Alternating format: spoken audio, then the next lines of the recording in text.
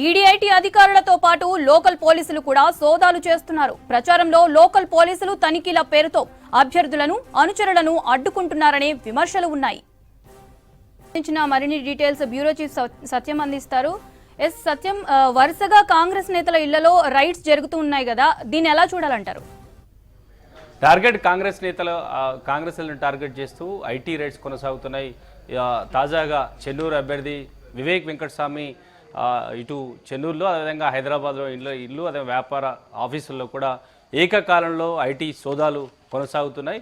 రాత్రి నుంచి కూడా ఆయన ముఖ్య అనుచరుల ఇళ్లలో పోలీసులు తనిఖీలు నిర్వహించి రాత్రంతా కూడా ఆయన ముఖ్య అనుచరులను పోలీసులు ఎక్కడికక్కడ కట్టడి చేసే ప్రయత్నం చేశారు. ఇక గత కొద్ది రోజులుగా కేవలం కాంగ్రెస్ పార్టీకి సంబంధించిన నేత ఇళ్లలో మాత్రమే టార్గెట్ చేస్తూ ఐటీ సోదాలు చేస్తుండటంతో రాజకీయంగా కాంగ్రెస్ పార్టీని ఒక టార్గెట్ చేసే ఒక ప్రయత్నం జరుగుతుందనే ఒక చర్చ అయితే ప్రస్తుతానికి రాజకీయ వర్గాల్లో సాగుతుంది. మొదటగా మహేశ్వరం నియోజకవర్గం నుంచి కాంగ్రెస్ అభ్యర్థిగా పోటీ చేసిన కేఎల్ఆర్, అదేవిధంగా పారిజాత నరసింహారెడ్డి ఈ ఇద్దరి ఇళ్లలో వరుసగా ఐటీ సోదాలు నిర్వహించారు. ఆ తర్వాత జానారెడ్డి కుమారుడు రఘువీర్ రెడ్డి ఇంట్లో కూడా ఐటీ సోదా నిర్వహించారు. ఆ తర్వాత ఖమ్మం జిల్లాకు సంబంధించి కాంగ్రెస్ పార్టీ చాలా కీలకంగా ఉన్న మాజీ ఎంపీ, ప్రస్తుతానికి పాలేరు అభ్యర్థిగా ఉన్న పొంగులేటి శ్రీనివాసరెడ్డి, అదేవిధంగా ఖమ్మం కాంగ్రెస్ అభ్యర్థిగా ఉన్న తుమ్మల నాగేశ్వరరావు ఇళ్లలో వరుసగా ఐటీ సోదాలు దాదాపు 3 రోజులు ఇటు హైదరాబాద్, అదేవిధంగా ఖమ్మంలో కూడా కొనసాగారు. ఇక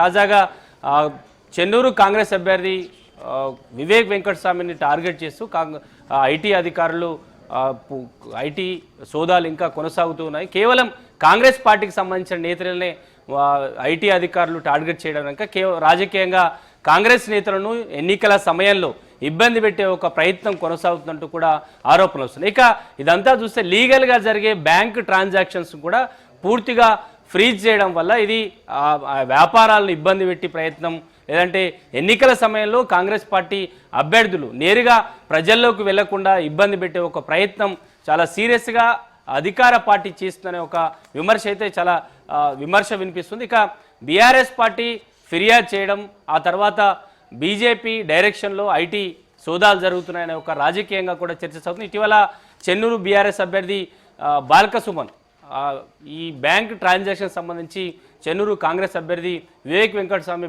బ్యాంకు ట్రాన్సాక్షన్ సంబంధించి ఈసీకి ఫిర్యాదు చేసిన వెంటనే ఈరోజు ఐటీ రైడ్స్ కొనసాగుతున్నాయి. ఇలా బీఆర్ఎస్ నేతలు ఎల్బీనగర్ అభ్యర్థిగా ఉన్న మదియాష్కి కాంగ్రెస్ అభ్యర్థి మదియాష్కి గౌడ్పై కూడా బీఆర్ఎస్ అభ్యర్థి సుధీర్ రెడ్డి ఫిర్యాదు చేసిన వెంటనే పోలీసులు అర్ధరాత్రి మదియాష్కి గౌడ్ ఇంటిపైన సోదాలు నిర్వహించడం, ఇక మహేశ్వరంలో మంత్రి సబితా ఇంద్రారెడ్డి ఫిర్యాదు మేరకే కాంగ్రెస్ అభ్యర్థి కేఎల్ఆర్ ఇంటిపైన సోదాలు నిర్వహించడం, ఇదంతా కూడా బీఆర్ఎస్ పార్టీ ఫిర్యాదు చేయడం, ఆ తర్వాత బీజేపీ కేంద్రంలో అధికారంలో బీజేపీ డైరెక్షన్లో ఈడీ రైడ్స్ కొనసాగుతున్నాయనే ఒక ఆరోపణలు అయితే చాలా వినిపిస్తున్నాయి. ఎందుకంటే ఇప్పటివరకు ఈ రెండు పార్టీలు ఒకటైన ఒక రాజకీయంగా విమర్శను పదే కాంగ్రెస్ పార్టీ ప్రజలకు తీసుకెళ్లే ఒక ప్రయత్నం చేస్తుందని ఇప్పుడు తాజాగా కాంగ్రెస్ పార్టీ అభ్యర్థులుగా ఉన్న కాంగ్రెస్ పార్టీ అసెంబ్లీ ఎన్నికల్లో అభ్యర్థులుగా ఉన్న నేతలను టార్గెట్ చేస్తూ వరుసగా ఈడీ రైట్స్ కొనసాగించడం వెనుక రాజకీయంగా రెండు పార్టీలు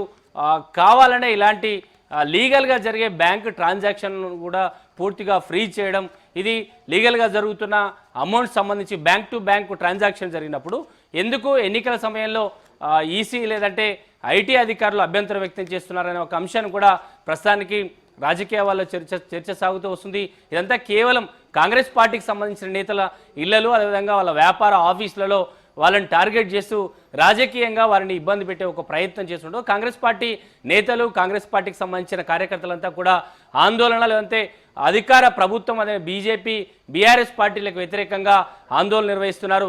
కానీ కాంగ్రెస్ పార్టీ యొక్క ఇలాంటి అంశాలను కాంగ్రెస్ పార్టీకి సంబంధించిన అభ్యర్థులను టార్గెట్ చేయడం ద్వారా ప్రజల్లో కాంగ్రెస్ పార్టీకి మరింత సానుభూతి పెరిగే అవకాశం ఉందని కూడా విశ్లేషకులు అంచనా వేస్తున్నారు. రోజుకు బీఆర్ఎస్ ప్రభుత్వానికి, బీఆర్ఎస్ పార్టీకి అసెంబ్లీ ఎన్నికల్లో వ్యతిరేకత వస్తుందనే ఒక ప్రమాదంలోనే ఎక్కడైతే కాంగ్రెస్ పార్టీ బలమైన అభ్యర్థులు ఉన్నారో, ఎవరైతే ప్రజల్లోకి వెళ్ళి ప్రతిరోజు పార్టీ కోసం ఎన్నికలకు చాలా సీరియస్గా ప్రచారం చేస్తున్నారో వారిని రాజకీయంగా లేదంటే ఆర్థికంగా ఒక డిస్టర్బ్ చేసే ఒక ప్రయత్నం కొనసాగుతుందనే ఒక ఆరోపణలు కూడా. అందుకే బీఆర్ఎస్ పార్టీ అభ్యర్థులు ఫిర్యాదు చేయడం, ఆ వెంటనే ఐటీ ఈడీ రంగంలో దిగడం, వరుసగా ఇల్లు అదేవిధంగా ఆఫీసు వ్యాపార ఆఫీసులలో కూడా ఒకేసారి ఏకకాలంలో దాడులు చేయడం ద్వారా కాంగ్రెస్ పార్టీ నుంచి పోటీ చేసిన అభ్యర్థులను ఒక బెదిరించే ధోరణిలో అధికార పార్టీలు ఉన్నాయనే ఒక ఆరోపణలు కూడా వినిపిస్తాయని చెప్పొచ్చు.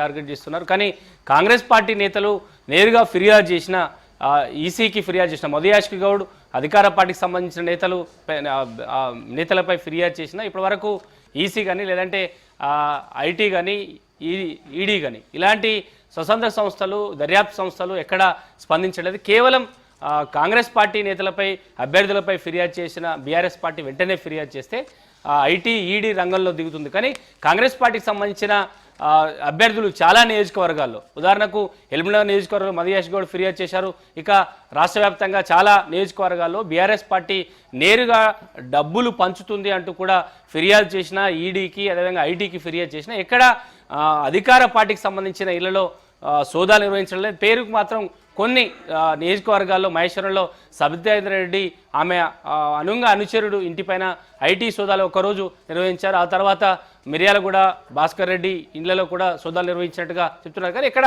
అధికార పార్టీకి సంబంధించిన ఎక్కువ అభ్యర్థులు రంగంలో ఉన్న లేదంటే ఎక్కువగా బలంగా ఉన్న ఆర్థికంగా బలంగా ఉన్న లేదా వ్యాపారాలు ఉన్న నియోజకవర్గాలకు సంబంధించిన అభ్యర్థుల ఇళ్లలో ఎక్కడ అధికార బీఆర్ఎస్ పార్టీ నేతల ఇళ్లలో సోదాలు జరగవు. ఇక బీజేపీకి సంబంధించిన అభ్యర్థుల ఇళ్లలో ఎక్కడ ఐటీ ఈడీ సోదాలు జరగవు. కేవలం కాంగ్రెస్ పార్టీకి సంబంధించిన అభ్యర్థుల ఇళ్లలో మాత్రమే ఐటీ ఈడీ సోదాలు కొనసాగుతున్నాయి. వారిని రాజకీయంగా టార్గెట్ చేసే ఒక ప్రయత్నం, ఎన్నికల సమయంలో వారిని కట్టడి చేసే ఒక ప్రయత్నాన్ని ఇటు రెండు పార్టీలు బీఆర్ఎస్ బీజేపీ రెండు పార్టీలు కలిసి కాంగ్రెస్ నేతలను టార్గెట్ చేస్తున్నారనడానికి ఇవన్నీ ఒక ఉదాహరణకు కూడా రాజకీయ నేతలు చెప్తున్న పరిస్థితి. కానీ ఈ ఐటీ రైట్స్ సంబంధించి ఎవరైతే బీఆర్ఎస్ పార్టీకి సంబంధించి బీజేపీకి సంబంధించిన నేతలు చాలా ట్రాన్సాక్షన్ లేదంటే ఆర్థికంగా డబ్బులు పంపిణీకి సంబంధించిన అంశాలపై కాంగ్రెస్ పార్టీ నేతలు ఫిర్యాదు చేసినా ఎక్కడ వెంటనే చర్యలు తీసుకున్న దాఖలాలు లేవు.